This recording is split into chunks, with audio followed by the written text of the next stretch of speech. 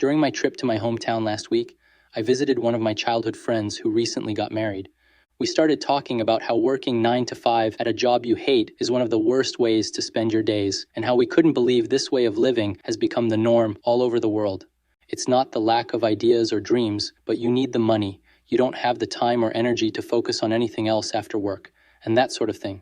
While working at a logistics company about 3 years ago, he'd observed that drivers were constantly stealing fuel and had this idea to detect theft by measuring the fuel level in the tank by minute, sending the data to an app in real time, and save the company a lot of money. He'd pitched the idea to a couple of people, including myself. We'd briefly discussed how he could go about it, and never talked about it again until now. Fast forward 3 years and 4 companies, here we are complaining about his new boss and how it's impossible for him to escape the rat race now that he's married and has other responsibilities than himself. I ask why he feels that way, and it turns out that he spoke to a distant relative of his who has no more expertise on the topic than a random person passing the street, but somehow was able to convince him out of giving it a shot. He says the fuel tank would explode with an electronic device in it. This could be a fair point, but also very assuming and limiting, as it jumps into the conclusion that he has to use a specific electronic device that causes a reaction when in contact with fuel. I ask if there are other ways to implement it, and he says he never really thought about it. Just like that, he gave up on the idea that once gave him a lot of excitement and hope as his ticket to a dream life, only because some random dude said he can't do it and made him feel stupid.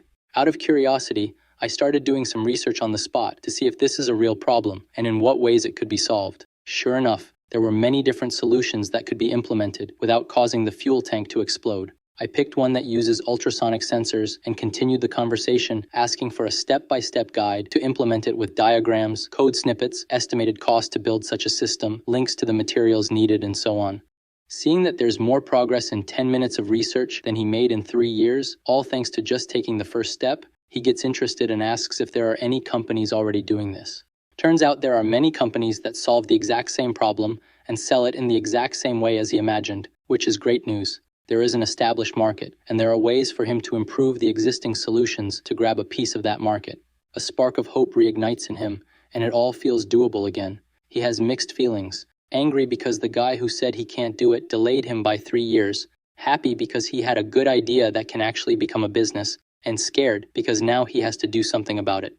He can't blame that distant relative anymore, or any other person, as he's the only one that stands in his way. Now, a little conversation with ChatGPT is far away from actually building the product, and he already starts talking about the future problems that are not real yet. I tell him that he doesn't have all the answers now, and that's a part of the process. He will figure it out as he goes, but he doesn't seem so sure. In the end, I don't know if he will pursue the idea, because this time, it looks almost as if he's trying to convince himself that he can't do it. But it doesn't matter what I think. The only thing that matters is what he does about it. We'll see how that turns out. Maybe I'll make another video sharing his story. But the moral of this one is that people will try to drag you down and tell you that you can't.